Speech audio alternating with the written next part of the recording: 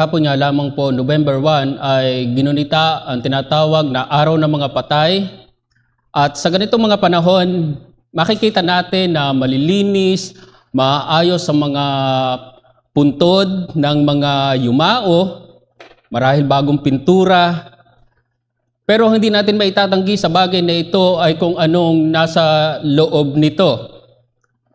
Hindi ko sinasabi na masama na linisin o pagandahin natin ang puntod ng marahil isa nating mahal sa buhay.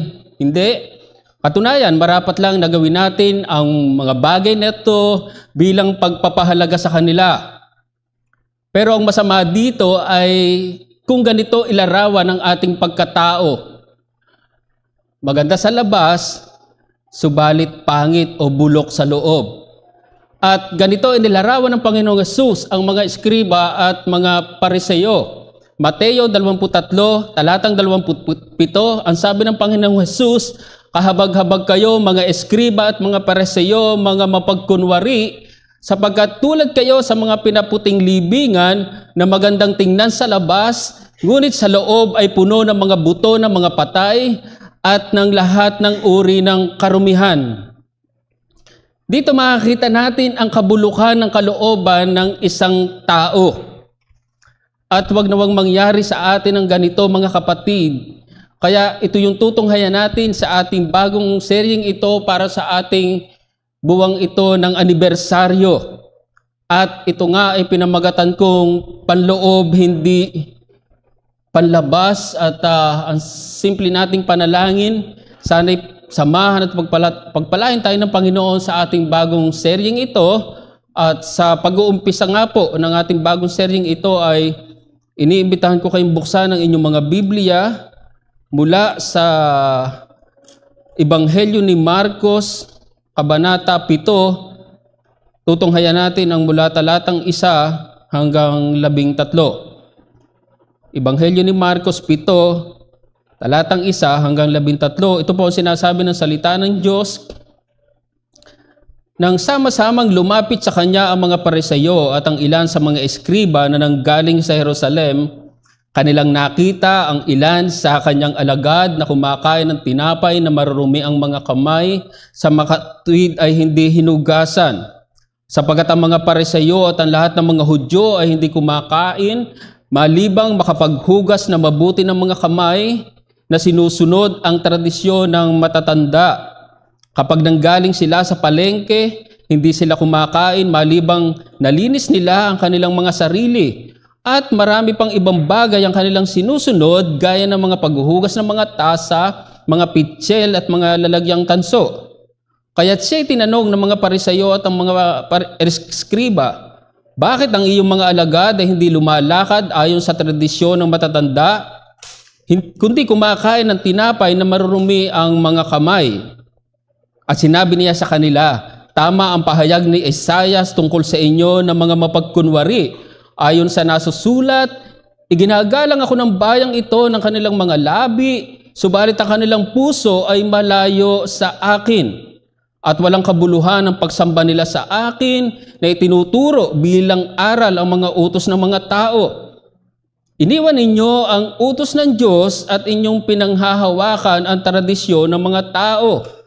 Sinabi pa niya sa kanila, maganda ang paraan ng inyong pagtanggi sa utos ng Diyos upang masunod ang inyong mga tradisyon.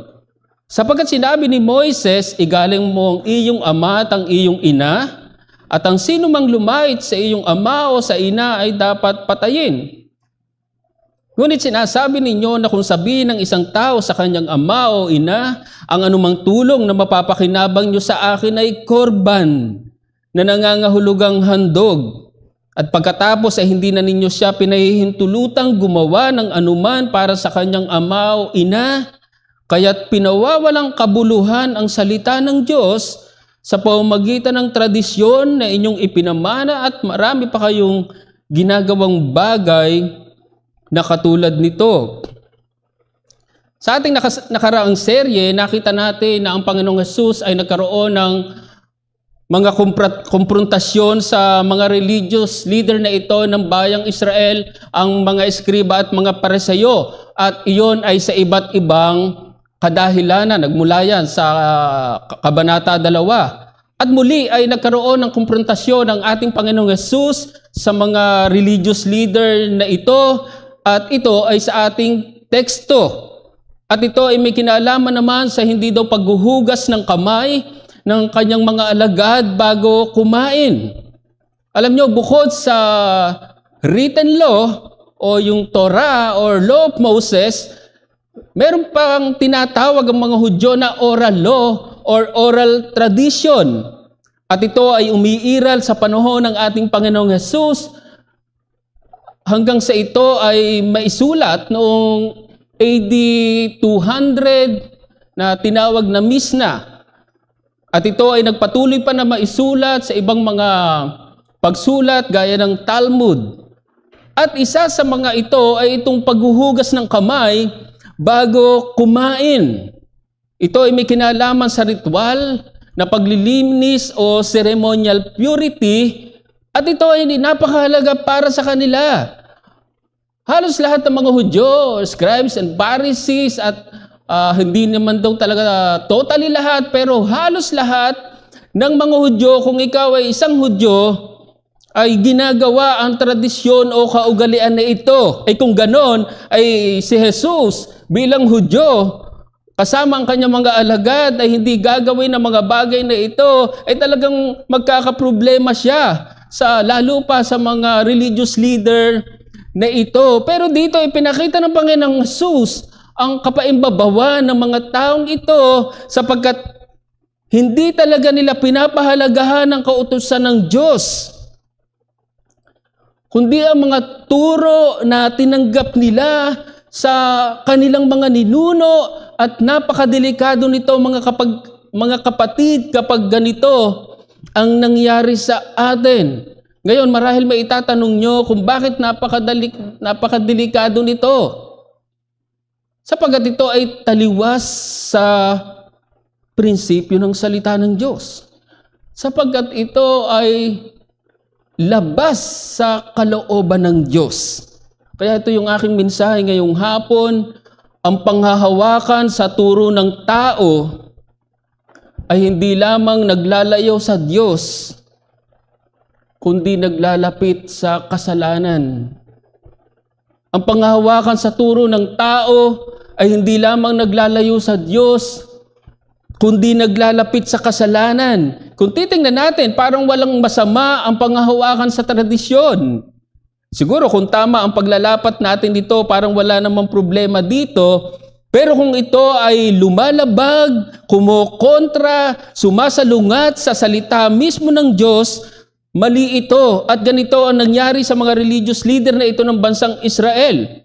Alam nyo, kung tutuusin, tila napakaganda ng hangarin ng mga religious leader na ito ng bansang Israel sa panghahawakan nila sa turo ng kanilang mga ninuno. Bakit tila maganda yung hangarin nila? Iyon ay dahil para maingatan ng kautusan. Ang Torah, pag sinabing Misna or oral tradition, ito ay parang nagiging bakod ng kautusan. Kung meron daw tila marahil malabo sa Torah, ipapaliwanag ito ng Misna or ng oral tradition. Ganito ang pagturing nila dito, pero ang problema, lumampas sila dito. At dahil dito, hindi na nila nakita ang kalooban ng Diyos sa kanilang buhay. At minsan pa, kapag ganito ang nangyari sa atin, napakadelikado nito.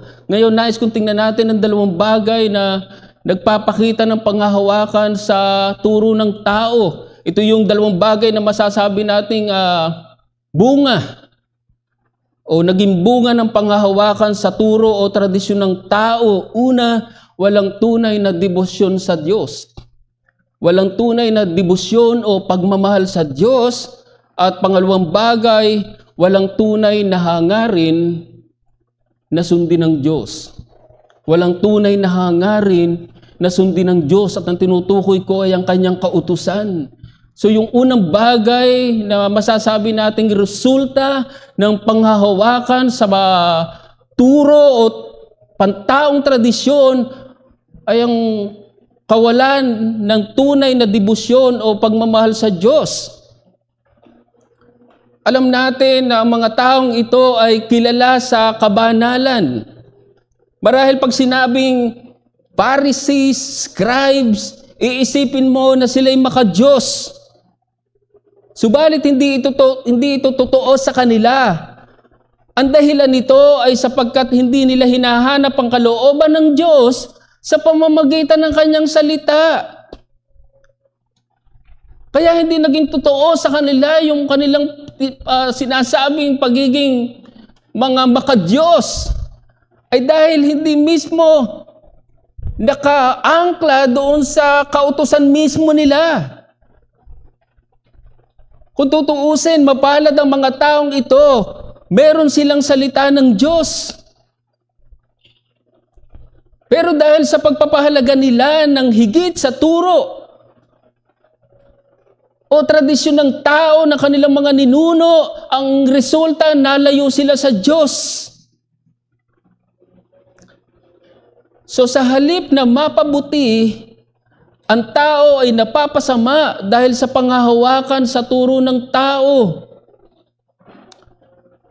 Kapag ka pinag-usapan ng debosyon o pagmamahal sa Diyos, hayag ito sa kanyang salita. Malinaw ito sa kanyang salita. Pero dahil sa panghahawakan ng mga taong ito sa turo ng kanilang mga ninuno, lalo silang nalayo sa Diyos. Lalo nilang hindi naunawaan ang sana ay kalooban ng Diyos sa kanilang mga buhay. Napakasimple ng parang itinuturo sa atin dito na pwede rin itong mangyari sa atin. Kung paanong nangyari ito sa mga taong ito, ganito rin ang pwedeng mangyari sa atin. Kung minsan dahil nasanay na lamang tayo na pumunta sa simbahan, akala natin mahal na natin ang Diyos. Akala na natin meron na tayong pagmamahal sa Diyos. Meron na tayong debosyon sa Diyos. Mga kapatid, ang debosyon o pagmamahal sa Diyos ay hindi nasusukat, hindi nasusubok, hindi nakikita sa nakasanayan o nakagawian lamang. Sana isang ayunan niyo ako na mayroong pumupunta sa simbahan dahil napilitan lamang marahil. Dahil siguro no choice lamang siya, marahil nayaya ng magulang. Sa minor, siguro wala na talaga silang magagawa, pero kung ikaw ay may sapat na isip, tapos ay nayaya ka ng iyong magulang, parang tila wala ka nang nagawa, pwedeng ganyan ang mangyari. Baka ang simbahan ng araw ng linggo ay pinagpapalipas oras mo lamang. Sana walang ganito ni isa man dito. Merong pumupunta sa simbahan dahil may pangangailangan lamang, meron lamang gusto sa Diyos. May mga tao kaya lamang mananalangin dahil nasa panahon ng kagipitan. Marahil makikita natin yan sa ating paligid na kaya lamang naalaala ang Diyos, kaya lamang naalaala na merong Diyos, kaya lamang naalaala na meron palang Diyos na pero tumulong sa kanila ay dahil nasa panahon ng kagipitan, wala na silang magawa. Yun ba yung tunay na debosyon o pagmamahal sa Diyos? Marahil makikita mo yan sa hindi mga mananampalataya, pero kahit sa mga mananampalataya, pwedeng mangyari yan. Hindi ganyan ang tunay na kabanalan o pagiging maka-Diyos. Ang pagiging maka-Diyos ay hindi nakikita sa panlabas na gawain o motion lamang.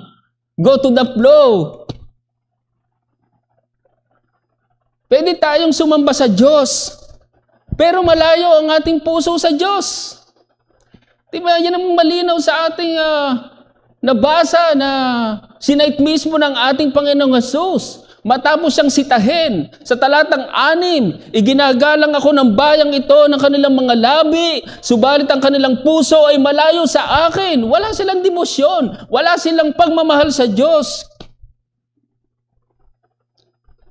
Isang mahalagang tradisyon na ginagawa natin ay ang tayo ay sumasamba sa Diyos tuwing araw ng linggo at napakahalaga na panatilihin natin ang tradisyon na ito sapagkat ito ay hindi tradisyon ng tao, kundi ito ay tradisyon na iniutos mismo sa atin ng Diyos mula sa kanyang salita. Kanina nga sa papaniriwa ng ating church covenant sa to sustain its worship, ordinances, etc. Ito yung tungkulin natin at panatilihin natin ang napakahalagang tradisyon na yon o kaugalian na yon, pero ingatan natin na mabahiran ito ng pagkukunwari. Yung tinatawag na pansariling interes. Marahil mayroong pupunta sa simbahan dahil sa pansariling interes. Marahil para sa pansariling damdamin, paano ba mapapaganda ang aking pakiramdam? Baka ang mensahe ay maganda sa aking pakiramdam. Merong mga simbahan na ang basihan ng pagsamba ay performance. Alam nyo, madaling magtaas ng kamay sa Diyos, pero hindi ng puso. Ang kamay kasi ay nakikita. Ang puso ay hindi. Marahil mayroong sumasamba na para makita ng kapwa niya, mananamba, itataas niya ang kanyang kamay. Pero hindi ito ang basihan ng pagsamba. Hindi ito ang basihan ng iyong pagmamahal sa Diyos. At dito tayo mag-ingat mga kapatid. Kung minsan ay hinahanap natin ang kalooban ng Diyos sa ibang bagay, hindi natin makikita ang kalooban ng Diyos sa ibang bagay o sa ibang paraan. Kung nais mong makita ang kalooban ng Diyos sa iyong buhay, pumunta ka sa Kanyang salita. Huwag mong hanapin ang kalooban ng Diyos sa iyong nakagawian lamang, sa iyong nakagisnan lamang. Isang napakagandang turo na tinanggap natin sa ating mga ninuno ay yung magmano sa matatanda. At napakaganda nito sapagkat tinuturuan tayong maging magalang. At napakaganda na panatilihin natin yon. Pero kung anumang turo na sumasalungat sa salita ng Diyos, huwag nating pahalagahan yon. Huwag nating sundan yon o huwag nating sundin yon. Ang simpleng hamon sa atin dito ay ibase mo ang iyong debosyon o pagmamahal sa Diyos sa liwanag o lente ng salita ng Diyos at hindi sa malabong turo ng tao. Dapat doon nakabase, doon nakaangkla.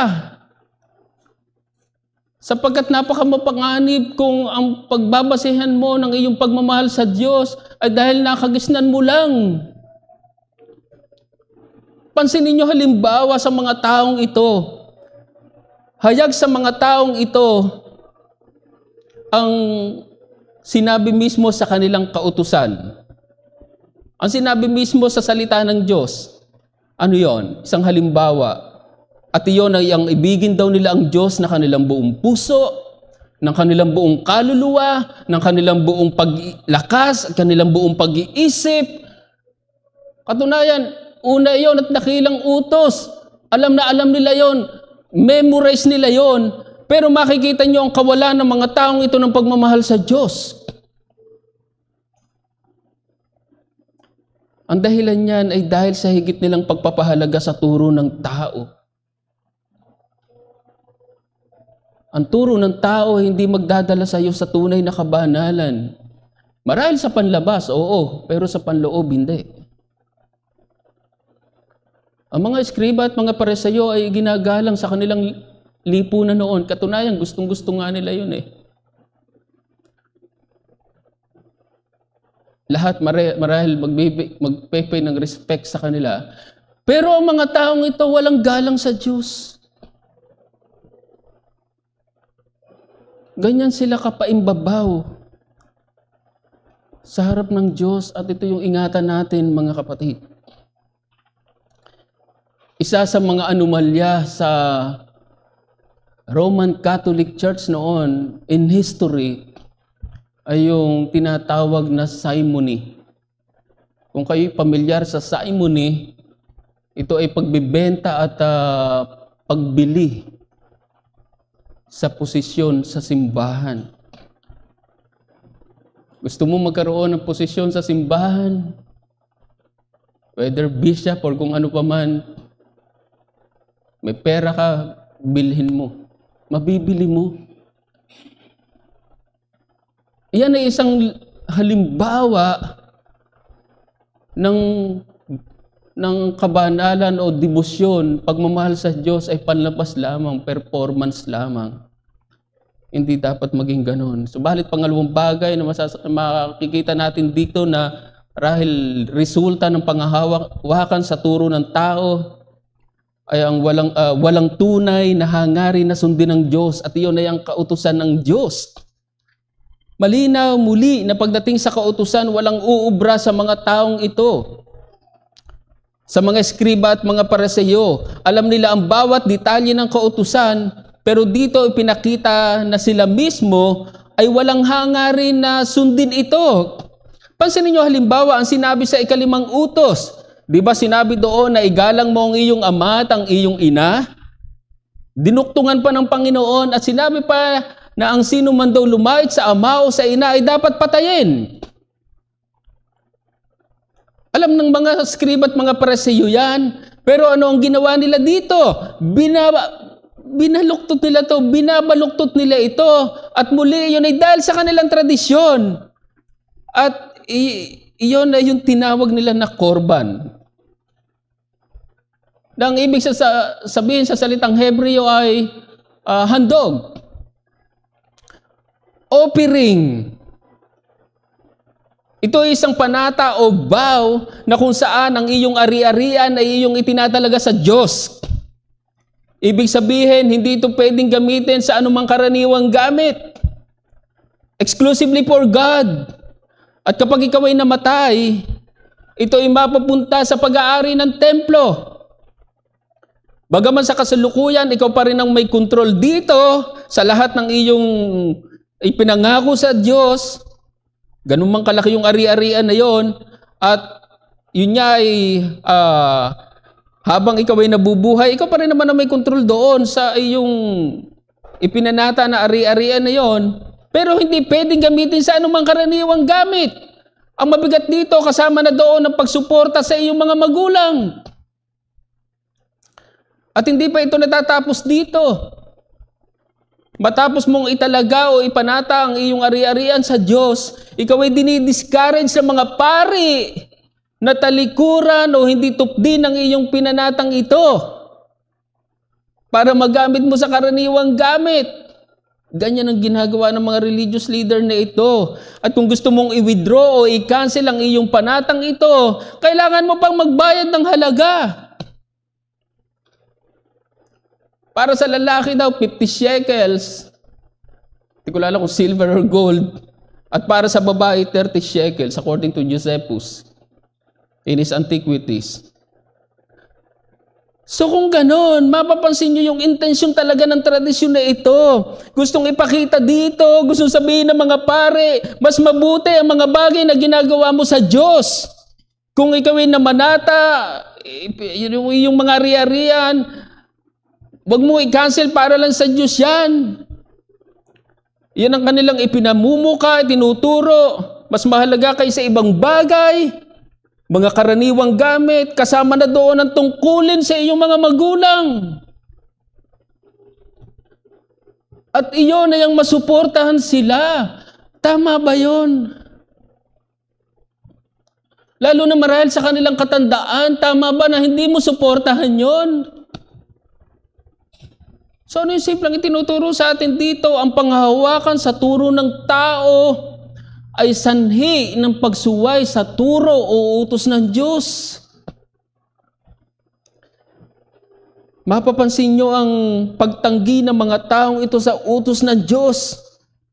Ito'y hayag sa kanila. Ibig sabihin, hindi sila ignorante dito. Ang sabi ng Panginoon sa talatang 9, sinabi pa niya sa kanila, maganda raw ang paraan ng kanilang pagtanggi sa utos ng Diyos. Maganda. Parang hindi halata. Upang masunod ang inyong mga tradisyon. So dyan mapapansin nyo na aware and conscious ang mga taong ito sa pagsuway sa utos ng Diyos. Gustong ipakita dito na ang ating ginagawa ay pwedeng madabitan lamang ng relihiyon. Marahil mabalabala ng relihiyon. Pero sa katotohanan, wala talaga tayong hangarin na sundin ang utos ng Diyos. Yan ang sinasabi kong delikado dito. Gustong ipakita dito na baka hindi natin mamalayan na mayroon na pala tayong mga tradisyon na pinapairal sa ating buhay. Na kung saan ang mga tradisyon o kaugalian na to ay lumalabag mismo sa kautusan ng Diyos. At ano yung pwedeng maging halimbawa nito? Kumusta ang ating commitment sa pagsamba tuwing araw ng linggo? Tuwing araw ng Panginoon. Baka tradisyon mo na hindi dumalo. Baka tradisyon mo na kalahating araw na lang dumalo. Yan ay labag sa kautusan ng Diyos.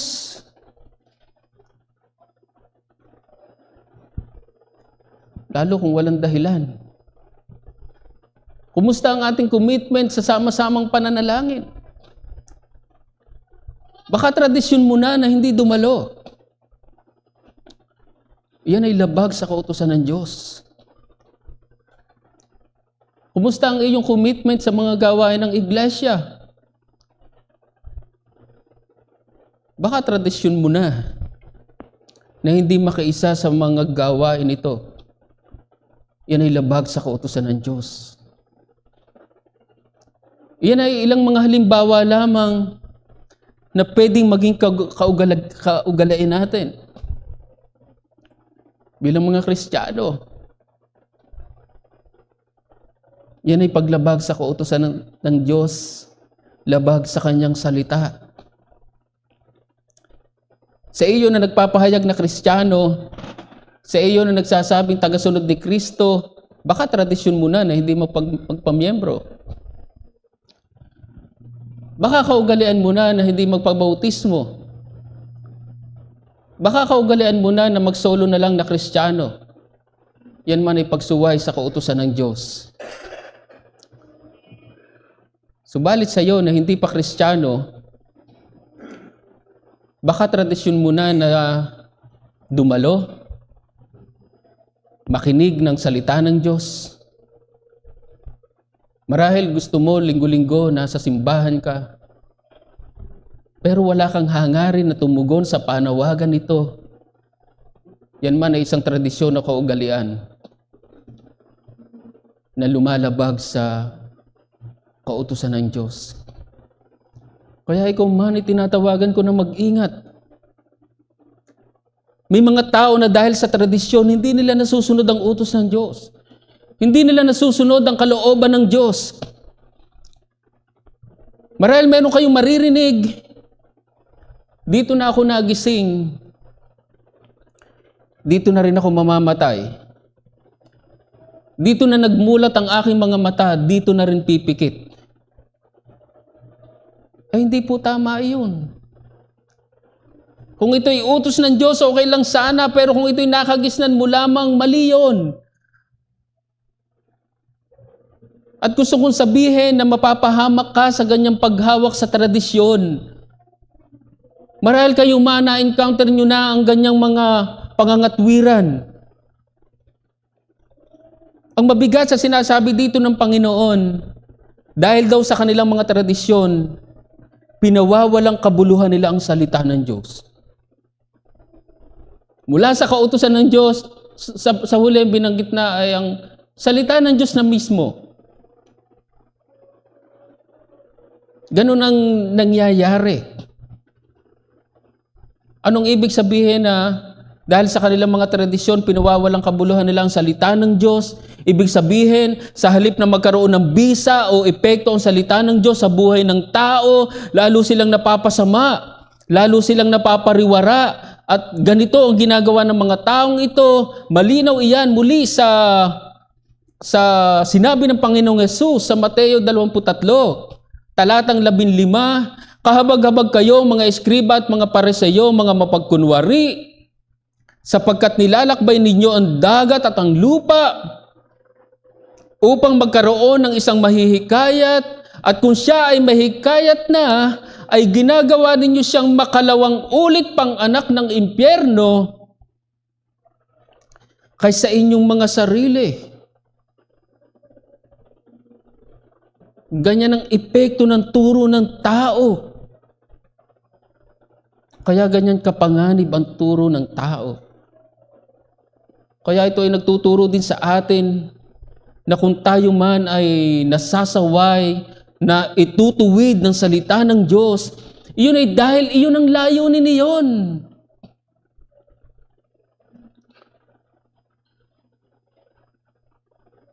Ang pagkakamali ng mga religious leader na ito, sa halip na magbago o mapabuti ang mga taong kanilang tinuturuan, lalo silang napapasama. Lalo nilang dinadala ang mga tao sa impyerno. At ganyan ba yung turo na nais natin? Mayroong mga pagtuturo na kompromiso sa salita ng Diyos. At yun ay para pagtakpan ng kasalanan, para maplis ang tao, para hindi masaktan sa kanyang kasalanan. Marahil mayroong tao na kaya papasok sa simbahan para makiliti ang kanyang tainga. Hindi ganyan ang layunin ng salita ng Diyos. Ang salita ng Diyos ay para magbago ng puso ng tao. Alam natin ang layunin ng kapag ang isang tao ay mapasa ilalim sa surgery or any operation, para sa kanyang kabutihan. Siguro kung ikaw ay may karamdaman na nangangailangan, hindi naman lahat ng karamdaman siguro ay dadaan sa isang surgery or operation. Pero marahil kung sabihin ng doktor, kailangan kang maoperahan. Malinaw, yun ay para sa iyong kabutihan. At marahil hindi ka naman magpapa-opera kung ikasasama mo lang o ikamamatay mo. Marahil merong ganong nangyayari, pero kung sinabi, kailangan mo dumaan doon para sa iyong kabutihan, ganyan ang salita ng Diyos. Kuminsan ang salita ng Diyos ay parang isang surgery or operation, pero para sa ating kabutihan. Ang hamon ko ay, kung nais mong masunod ang utos ng Diyos, o kung sa isang iba pang salita ay kung nais mong mapabuti bilang isang tao, isang tabi mo ang turo ng tao. Ang dahilan kung bakit hindi nasunod ng mga eskriba at mga pariseyong ito ang utos ng Diyos ay dahil inisantabi, nireject nila ang salita ng Diyos. Mas binigyan nilang bigat ang turo ng tao.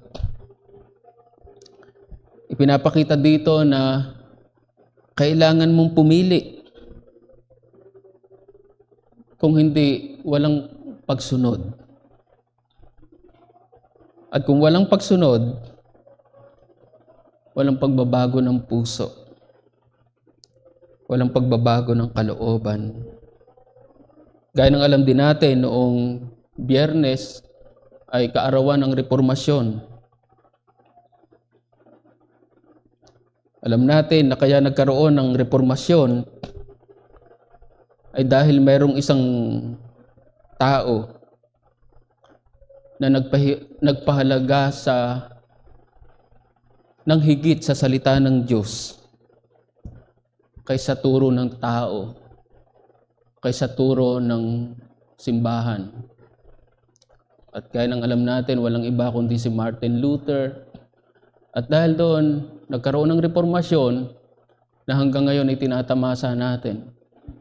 Ganun ang naggagawa ng pagtayo, pagpapahalaga, pagbibigay ng higit na bigat sa salita ng Diyos, malaki ang nagiging epekto.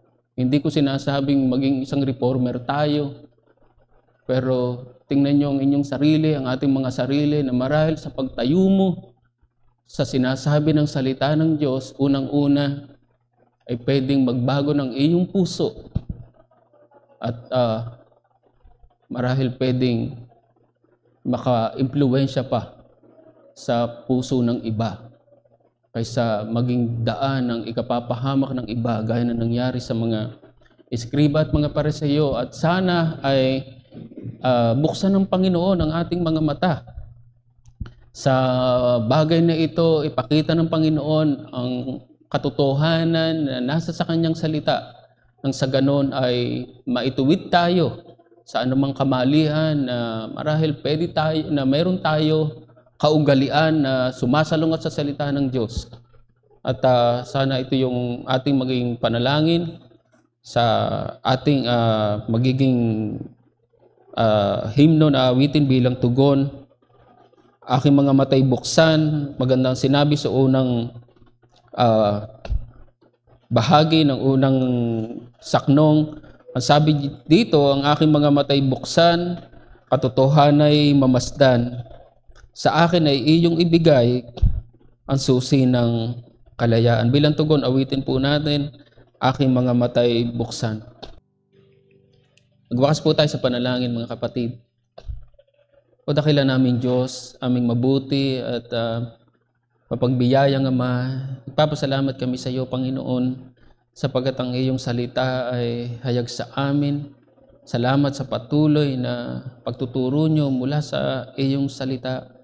At gaya ng aming inawit, panalangin namin, Panginoon, na buksan nyo ang aming mga mata at makita namin ang katotohanan ng iyong salita.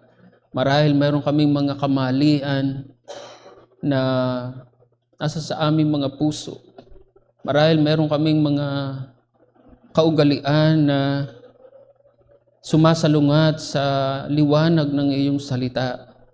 At nakita namin ang naging bunga sa mga tao na tumanggi sa iyong salita.